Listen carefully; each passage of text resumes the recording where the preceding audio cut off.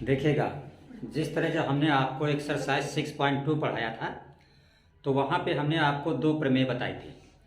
पहला हमने प्रमेय बताया था जिसको कहते हैं इंग्लिश में मिड पॉइंट थ्योरम, हिंदी में क्या बोलते हैं, मध्य बिंदु प्रमेय।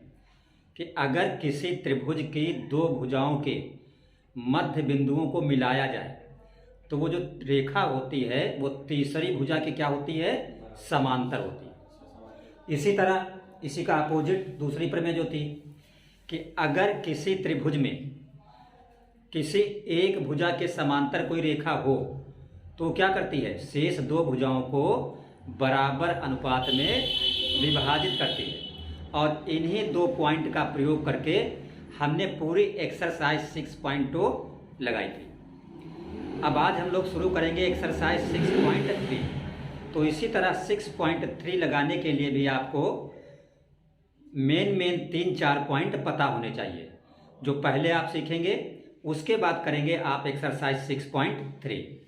तो देखिए पहला पॉइंट हमने क्या लिखा है, यहाँ पे लिखा है यदि दो त्रिभुजों में संगत कोण बराबर हो। दो त्रिभुजों में क्या बराबर हो, संगत कोण। जैसे देखिए मान लो एक त्रिभुज ये आपका है, इसको आपने नाम दे दिया ABC। दूसरा त्रिभुज मान लो ये है, इसको आपने नाम दे दिया DEF। अब यहाँ पे संगत कोण कैसे हैं, बराबर। संगत कोण का मतलब क्या होता है कि जैसे A है तो A के संगत कौन सा कोण होगा, D होगा। इसका मतलब यहाँ पे दिया है कि जो कोण A है वो किसके बराबर है, कोण D के। इसी तरह B का संगत कोण कौन सा होगा, E होगा। तो कोण B बराबर है कोण E। और इसी तरह जो ये C है ये किसके बराबर होगा, F के। कोण C बराबर कोण F। ये इसमें दिया हुआ है कि अगर कहीं भी ऐसी कंडीशन हो कि दो त्रिभुज हो उनके संगत कोण बराबर हो तो उनकी संगत भुजाएं कैसी होती हैं, एक ही अनुपात में। एक ही अनुपात का मतलब होता है समानुपाती। ठीक है, जो संबंध किसी दो त्रिभुज के कोणों में होता है वही संबंध भुजाओं में होता है। जैसे आप समद्विबाहु त्रिभुज में देखते हैं कि दोनों भुजाएं बराबर होती हैं तो दोनों कोण कैसे होते हैं, बराबर होते हैं। तो उसी तरह अगर दो त्रिभुजों के संगत कोण बराबर हैं तो उनके जो संगत भुजाएं हैं वो समान अनुपात में होंगी। बराबर नहीं हम कह रहे हैं, समान अनुपात में। समान अनुपात का मतलब कि जो AB बटे DE आएगा वही AC बटे DF आएगा और वही BC बटे EF आएगा। कब, अगर दो त्रिभुजों के संगत कोण बराबर है। तो अगर ऐसी कंडीशन है तो ये कहा जाता है कि त्रिभुज ABC समरूप है त्रिभुज DEF के। तो हम नीचे लिखेंगे कि त्रिभुज ABC समरूप है त्रिभुज DEF के। और यहाँ पे दिया क्या था, इसके तीन कोण बराबर थे, इसके तीन कोण के। तो इस समरूपता को क्या कहा जाएगा, कोण कोण कोण समरूपता। इसके तीन कोण इसके तीनों कोण के बराबर थे ना, तो कितनी बार कोण बोला जाएगा, 3 बार। तो ये दोनों त्रिभुज समरूप हैं, लेकिन किस कंडीशन से, कोण कोण कोण समरूपता से। तो ब्रैकेट में इंग्लिश में आप लिख सकते हैं A, क्योंकि कोण को इंग्लिश में क्या कहते हैं, एंगल कहा जाता है। A समरूपता। और इसी को हिंदी में अगर आप लिखना चाहें तो हिंदी में आप क्या लिखेंगे, कोण कोण कोण 3 बार और आगे लिख देंगे समरूपता। तो क्या सीखा आपने इस पॉइंट से, बताइएगा। इस पॉइंट से आप लोगों ने क्या सीखा, बोलिए। हाँ, अगर एक त्रिभुज के 3 कोण बराबर हैं दूसरे त्रिभुज के 3 कोण के तो वो दोनों त्रिभुज कैसे कहे जाएंगे, समरूप। और इस स्थिति में दोनों की संगत भुजाओं का अनुपात भी कैसा होगा, बराबर होगा। क्या सीखा, बोलिएगा। तीनों कोण मतलब एक त्रिभुज के सर तीनों कोण बराबर होते हैं, जो दो त्रिभुज समरूप होते हैं सर दोनों के कोण बराबर होते हैं। हाँ, और अगर दोनों के कोण आपस में बराबर हैं तो उनकी संगत भुजाएं भी कैसी होंगी? बराबर होती हैं। बराबर नहीं, समान अनुपात में। समान अनुपाती होती है। इसका मतलब अगर ये 3 है और ये 6 है तो 3/6 क्या हो जाएगा? 1/2। ये 4 है, ये 8 है तो 4/8 क्या हो जाएगा? 1/2। ये 5 हो, ये 10 हो तो 5/10 क्या हो जाएगा? 1/2। ये इसका मतलब कि this upon this equal this upon this equal this upon this. ये कब होता है? जब दो त्रिभुज क्या होते हैं? समरूप होते हैं। ठीक है, समझ में आ गया ठीक से? अगला बताएं, नोट कर लीजिए इसको। दूसरा पॉइंट है वो बिल्कुल सिंपल है, पहले से मिलता हुआ है। पहले में आपने क्या सीखा कि अगर एक त्रिभुज के तीनों कोण बराबर हैं दूसरे त्रिभुज के तीनों कोण के, तो त्रिभुज दोनों कैसे होते हैं? समरूप। और इसको कौन सा गुण नाम दिया जाता है? नहीं, वो कोण समरूपता। जैसे ये पूछा जाता है, ब्रैकेट में लिखना पड़ता है कि अगर कोई दो त्रिभुज समरूप हैं तो किस कंडीशन के आधार पे, उसमें समरूपता क्या है? तो अगर एक त्रिभुज के 3 कोण बराबर हैं दूसरे त्रिभुज के 3 कोणों के, तो त्रिभुज कैसे होते हैं? समरूप। यहाँ पे क्या बोल रहा है वो कि अगर एक त्रिभुज के कितने कोण? 2 कोण। दूसरे त्रिभुज के कितने कोण? 2 कोण। एक त्रिभुज के 2 कोण बराबर हैं दूसरे त्रिभुज के, तब भी त्रिभुज कैसे होते हैं? समरूप होते हैं। और इसको क्या कहा जाता है? कोण समरूपता। कैसे? देखिए बिल्कुल सिंपल है। जैसे मान लो एक त्रिभुज ये है ABC और दूसरा त्रिभुज ये है DEF। अब मान लो इसका ये कोण 70 अंश है। कितना है? 70 अंश। तो ये कितना हो जाएगा? 70 अंश। और ये मान लो हम मान लें 50 अंश है, वो भी 50 अंश, तो ये भी हो जाएगा 50 अंश। तो देखिए एक त्रिभुज के 2 कोण बराबर हो गए दूसरे त्रिभुज के 2 कोण के, तो त्रिभुज के तीनों कोणों का योग कितना होता है? 180। तो जैसे 70 50 जोड़ दो 120 हुआ। 180 से 120 घटाओगे तो ये कितना बच जाएगा? 60 हो गया।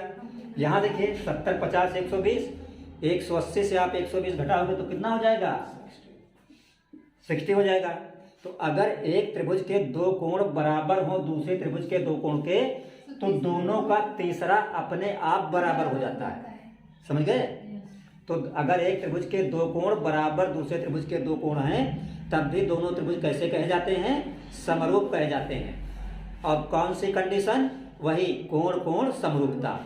तो हम लिखेंगे यहाँ पे त्रिभुज ABC समरूप त्रिभुज DEF। ये निशान किसका है? समरूप का। और कौन सी कंडीशन? हिंदी में आप लिखेंगे कोण 3 बार। समरूपता दिए थे 2, लेकिन लिखेंगे आप तीनों। क्यों? क्योंकि जब एक त्रिभुज के 2 कोण दूसरे के 2 कोण के बराबर होते हैं तो दोनों का तीसरा कोण क्या होता है? अपने आप बराबर होता है। समझ में आ रहा है बराबर कि नहीं? Yes sir. हाँ, बहुत जोर से बोल रही हैं? ठीक से पढ़िएगा मेहनत करके। अच्छा, हाँ, नहीं रिजल्ट जब निकलेगा क्या होगा मालूम? जब रिजल्ट निकलेगा तुम लोग घर पे गाना गाओगे, दिल के अरमा आंसुओं में बह गए। हम यहाँ कमरे से कहेंगे हम मेहनत करके ही बेमेहनत रह गए। ठीक है, तो इसलिए कायदे से सीखिएगा इसको। चलिए नोट करिए। जो तीसरा पॉइंट है वो पहले का क्या है? अपोजिट है।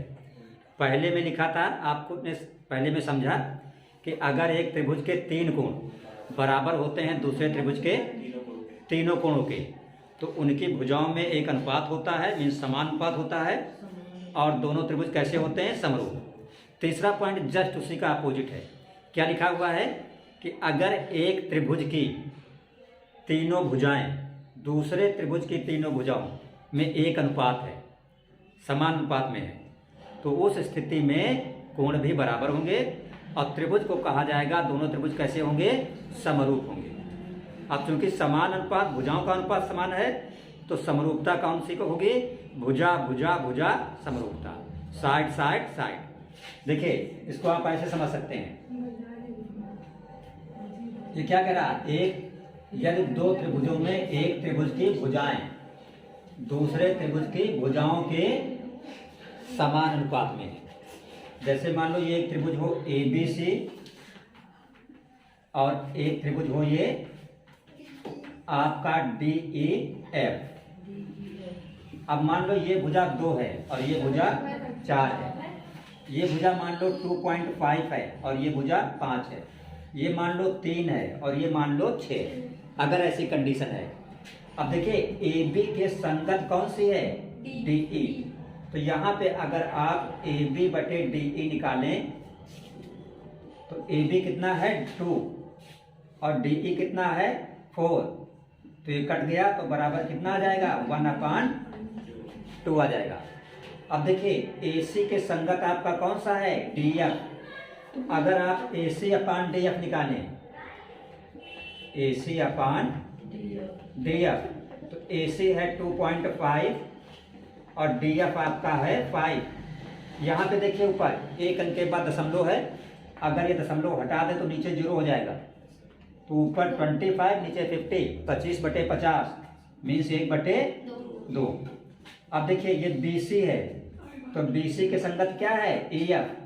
तो अगर आप लिखें BC/EF तो BC आपकी कितनी है? 3 है और EF कितनी है? 6 है, तो ये कितना हो जाएगा 1/2। तो आपने देखा अनुपात सब जगह क्या है? बराबर है। तो जब इस तरह की कंडीशन आए, इस तरह की स्थिति आए कि this upon this equal this upon this equal this upon this, तो उस कंडीशन में भी दोनों त्रिभुज क्या कहे जाते हैं? समरूप कहे जाते हैं। तो हम लिखेंगे त्रिभुज ABC जो है समरूप है त्रिभुज DEF के। और कौन सी कंडीशन? कंडीशन लिखेंगे भुजा भुजा भुजा 3 बार समरूपता। जो दिया होता है कंडीशन वही लिखी जाती है, ठीक है। देखिएगा इधर, देखिएगा क्या लिखा है सवाल। आकृत 6.29 में, यह आकृत 6.29 है, इसमें क्या लिखा है? PQ समांतर RS। ये देखिए यहाँ पे PQ है और ये क्या है? RS। ये दोनों कैसी हैं?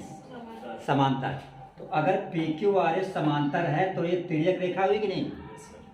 तो ये कोण जो है बराबर किसके हो जाएगा? क्या कहा जाएगा? एकांतर कोण।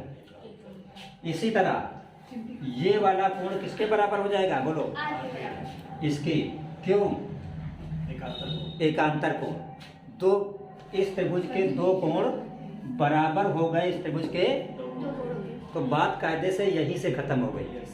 जब भी एक त्रिभुज के दो कोण बराबर हो दूसरे त्रिभुज के दो कोण के, तो दोनों त्रिभुज कैसे होते हैं? समरूप। लेकिन तीसरा भी आप लिख सकते हैं, ये वाला जो कोण है ये बराबर होगा इसके। क्यों? ब्रैकेट में रीजन क्या लिखेंगे? ये कोण इसके बराबर, तो ब्रैकेट में रीजन क्या लिखेंगे? क्यों बराबर है ये? तीसरा कोण बराबर, ये सम्मुख कोण है। कैसे हैं?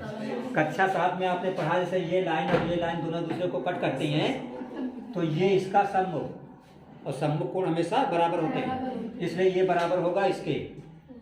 इसका सम्मुख ये, इसलिए ये बराबर होगा इसके। तो यहाँ पे ये इसके बराबर होगा। क्यों? सम्मुख कोण। तो हमें सिद्ध करना था ये कि सिद्ध करो त्रिभुज POQ, ये वाला POQ समरूप है SOR के। तो जिसको सिद्ध करना है हम उसी का नाम लिखेंगे। हमने लिखा त्रिभुज POQ और त्रिभुज SOR में। तो पहला क्या लिख देंगे? ये वाला कोण P बराबर S, कोण P बराबर कोण S, और ब्रैकेट में रीजन क्या लिखेंगे? एकांतर कोण। इसी तरह Q बराबर R, कोण Q बराबर कोण R, ब्रैकेट में रीजन वही एकांतर कोण। अब देखिए यहाँ पे ये कोण इधर वाला भी ओ पर बना है और इधर वाला भी ओ पर बना है, तो इसको ओ बराबर ओ नहीं बोल सकते हैं। इसको कैसे पढ़ेंगे? इस वाले को पढ़ेंगे पी ओ क्यू, कोण पी ओ क्यू, और इधर वाले को पढ़ेंगे आर ओ एस, कोण आर ओ एस बराबर। क्यों बराबर? ब्रैकेट में आप रीजन लिख दीजिएंगे। ये कैसे कोण है? सम्मुख कोण है।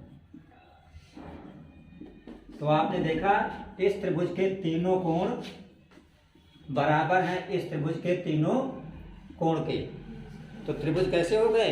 समरूप हो गए। तो हम लिखेंगे अतः इसलिए त्रिभुज पी ओ क्यू समरूप हो गया त्रिभुज एस ओ आर। ये चिन्ह किसका है? समरूप का। और कौन सी कंडीशन? तीनों कोण बराबर हैं। ए ए ए समरूपता।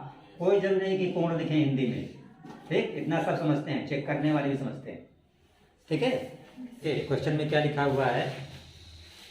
90 सेंटीमीटर वाली एक लड़की की लंबाई कितनी है? 90 सेंटीमीटर। लड़की बल्ब लगे एक खंभे के आधार से 1.2 मीटर प्रति सेकंड की चाल से चल रही है। यदि बल्ब भूमि से 3.6 सेंटीमीटर की ऊंचाई पर है। इधर देखिएगा, बल्ब भूमि से कितनी ऊंचाई पर है? 3.6 मीटर। 3.6, हाँ ये मीटर है, सेंटीमीटर नहीं है। बल्ब जो है भूमि से कितने मीटर पर है? 3.6। तो देखिए इसका चित्र कैसे बनाएंगे हम। ये आपका हो गया जमीन, भूमि का लेवल हो गया, और ये यहाँ पे ये आपका क्या हो गया? बल्ब हो गया। ये क्या है? बल्ब है। और ये जमीन से कितनी ऊंचाई पर है? 3.6 मीटर। यहाँ से ये जमीन का लेवल है, 3.6 मीटर ऊंचाई पर बल्ब है। तो जब यहाँ पे बल्ब है तो ये निचला पॉइंट क्या हुआ? बल्ब का आधार हो गया। ये क्या हो गया? आधार हो गया। यहाँ पे लिखा है कि लड़की जो है वो बल्ब लगे खंभे, ये बल्ब लगा क्या है? खंभा, इसके आधार से यहाँ से चलती है। किस चाल से चलती है? 1.2 मीटर प्रति सेकंड। इसका मतलब हुआ कि 1 सेकंड में लड़की जो चलती है वो 1.2 मीटर चलती है। और वो चली कितनी है? वो चली है, यहाँ पे देखिएगा, 4 सेकंड। लिखा है 4 सेकंड बाद उस लड़की की छाया की लंबाई। तो जैसे लड़की यहाँ से चलती है तो 4 सेकंड में चली दूरी क्या होगी? तो 4 सेकंड में लड़की द्वारा चली दूरी,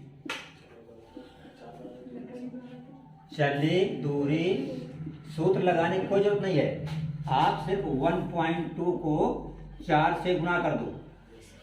1.2 मीटर पर सेकंड है ना। इसका मतलब क्या हुआ कि 1 सेकंड में 1.2 मीटर, तो 4 सेकंड में ज़्यादा के लिए क्या करते हैं? गुणा करते हैं। तो जब आप इसको गुणा करेंगे तो 4 दूना 8, 4 एक कम 4, 4.8 मीटर आ गया। तो लड़की यहाँ से चली तो 4 सेकंड बाद मान लो यहाँ पे पहुँची, तो ये दूरी जो आपकी है यहाँ से लेके यहाँ तक, इस दूरी को आप कितना कहेंगे? 4.8।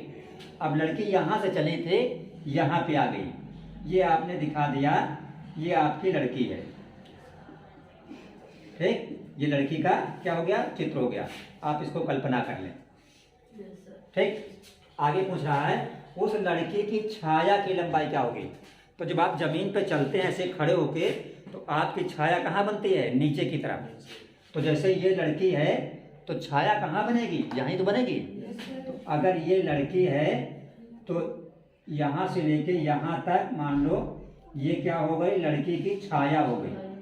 ये क्या हो गई? लड़की की छाया। तो पूछ रहा छाया की लंबाई, ये जो लड़की की छाया ये बन रही है, इसकी लंबाई हमें पता करना है। तो हम नंबरिंग यहाँ पे कर देंगे। हमने मान लिया AB, ये खंभा है, B पर बल्ब लगा हुआ है, लड़की A से चल के पहुंची C पर, और सी और डी ये लड़की की क्या है, लंबाई है। और ये फिर यहाँ पे कोई पॉइंट हमने ले लिया ई, ये सी ई क्या है, लड़की की छाया है। तो हमने किया क्या, एक बार हमने इसको डी से ई को मिला दिया और एक बार हमने यहाँ से ऐसे मिला दिया। तो देखिए दो त्रिभुज बन गए। कौन से, एक त्रिभुज आपका बन रहा है बड़ा वाला, देखिए इसे पढ़िए, ए सी सॉरी ए बी, ये त्रिभुज बन रहा, ठीक। और दूसरा कौन सा बन रहा है, सी ए डी।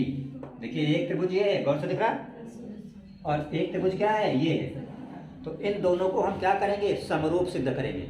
क्या सिद्ध करेंगे, कैसे सिद्ध करेंगे, एक त्रिभुज है ए बी ई, तो हमने लिखा त्रिभुज ए बी ई, और दूसरा त्रिभुज का नाम बोलो,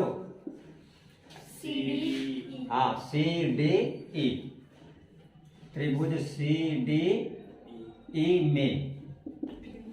तो देखिएगा ये आपका क्या है, खंभा है, और ये क्या है, लड़की है, ये सीधे ऐसी रेखा है। तो ये कोण किसके बराबर होगा, होगा कि नहीं, दोनों वर्टिकल हैं, दोनों 90-90 होगा कि नहीं। तो इसका मतलब कोण ए किसके बराबर हो गया, कोण सी के। तो इस त्रिभुज का कोण ए बराबर हो गया त्रिभुज का कोण सी। और दूसरी चीज देखिएगा गौर से, ये जो कोण ए है ये वाला, ये देखिए इस त्रिभुज का भी कोण है, और यही देखिए इस त्रिभुज का भी कोण, दोनों में है कि नहीं। इसका मतलब कोण ई जो है वो बराबर है कोण ई। अब तीसरे पे सोचने की कोई जरूरत ही नहीं है, क्योंकि आपने पढ़ा है कि अगर एक त्रिभुज के दो कोण जो हैं वो दूसरे त्रिभुज के दो कोण के बराबर हैं, तब भी त्रिभुज क्या हो जाते हैं, समरूप हो जाते हैं। तो हमने लिख दिया, इसलिए ये जो त्रिभुज ए बी ई है ये क्या हो गया, समरूप हो गया किसके, त्रिभुज सी डी ई के। मीन्स ये वाला त्रिभुज जो है बड़ा वाला, ये समरूप हो गया इसके। और आप जानते हैं जब भी कोई दो त्रिभुज समरूप होते हैं तो उनकी संगत भुजाओं में अनुपात कैसा होता है, बराबर होता है। तो देखिए अगर हम बड़े वाले त्रिभुज की भुजा कौन सी लें, ए बी लें, कौन सी लें, ए बी, तो बटे नीचे छोटे वाले के फिर कौन से लेंगे, ए बी के संगत कौन है, सी डी, ठीक। तो इधर देखिए हमने ऊपर कौन सी भुजा ली है, बड़े त्रिभुज की। तो इधर जो भी त्रिभुज लेंगे वो बड़े त्रिभुज के ही ऊपर लेंगे। इधर हमने बड़े त्रिभुज के लिए है तो इधर भी बड़े त्रिभुज के लेंगे, ऐसा नहीं कि इधर छोटे के कर दें। तो अब हमने बड़े त्रिभुज वाली कौन सी भुजा ले ली, ए ई ले ली। कौन सी ले ली, ए ई ले ली। क्यों ए ई ली, क्योंकि ए ई के संगत छोटे वाले की कौन सी है, सी ई। ये हमें सी ई निकालना है, तो सी ई जो है हमारे सवाल लगाने में जरूर आना चाहिए, ठीक है। अब देखिए हम इसमें क्या करेंगे, जैसे ए बी है तो गौर से देखो ए बी को, सी ई तो हमें पता नहीं, अगर हम मान लें कि ये सी ई एक्स है, सी को कितना मान लें, अगर हम सी ई की जगह पर बार बार सी ई लिखें सवाल तब भी लग जाएगा। लेकिन सी ई लिखने में दो अक्षर लिखने पड़ेंगे, सी और ई। एक्स लिखने में छोटा लिखना पड़ेगा, सिर्फ एक्स, सिर्फ इसलिए माना जाता है। ऐसा नहीं कि अगर हम सी की जगह पर सी लिख दें तो सवाल नहीं लगेगा, सवाल तब भी लगेगा। तो अब देखिए जैसे ये ए बी है तो ए बी की जगह पे क्या हो जाएगा, 4.8 प्लस एक्स हो जाएगा कि नहीं, 4.8 प्लस एक्स बटे नीचे क्या है, C D, sorry A B, जो ए बी है ये आपके गलत लिख गया यहाँ पे। ए बी देखिए खंभा की ऊंचाई है 3.6 है, तो ए बी की जगह पे आप लिखेंगे 3.6। नीचे सी डी, सी डी क्या है, लड़की की लंबाई है। तो लड़की की लंबाई कितनी है, 90 सेंटीमीटर। कितना है, 90 और सेंटीमीटर के 2 अंक बाद मीटर लगा, दशमलव लगा दो, सेंटीमीटर में 2 अंक बाद दशमलव लगा दो तो क्या बन जाता है, मीटर। तो 90 में अगर 2 अंक बाद दशमलव लगा दो, ये अब क्या बन गया, मीटर। क्यों मीटर बनाया, क्योंकि खंभे की ऊंचाई जो है वो मीटर में रखी हुई है। अब देखिए 0.90 में आप इसको 0.9 भी पढ़ सकते हो, ये जीरो लगाने की, बनाए रखने की कोई जरूरत नहीं है। बराबर इधर देखिएगा, फिर क्या है ए ई। अब गौर से देखिएगा, ये ए ई क्या है 4.8 प्लस एक्स, तो ए ई की जगह पे आप रखेंगे 4.8 प्लस एक्स बटे ए नीचे क्या है सी ई, ये सी का मतलब क्या है एक्स। तो यहां से देखिएगा एक अंक के बाद दशमलव यहाँ है, एक अंक के बाद यहाँ पे है, इस दशमलव से ये दशमलव कट जाएगा। तो 9 से अगर 36 को भाग करो तो कितना हो जाएगा 4। अब देखिए बीच में बराबर है, तो तिरछा गुणा में x के सामने क्या है 4 है, तो ये क्या हो जाएगा आपका 4x बराबर इधर क्या बचा 4.8 प्लस x। अब अगर ये x इधर ले जाओ तो क्या हो जाएगा माइनस का 4x, ये x इधर ले आओ तो माइनस का हो गया बराबर इधर क्या बचा 4.8 बचा। अब 4x से x घटाओगे तो कितना x बचेगा 3x, इधर क्या बचा 4.8, तो x बराबर 4.8 बटे 3, तो x बराबर भाग कर दोगे तो 1.6, तो ये x आ गया, x में छाया आ गई। तो लड़के की छाया की लंबाई कितनी निकली 1.6 मीटर। यही आपका आंसर हो गया। तो आंसर आप लिख देंगे 1.6 मीटर।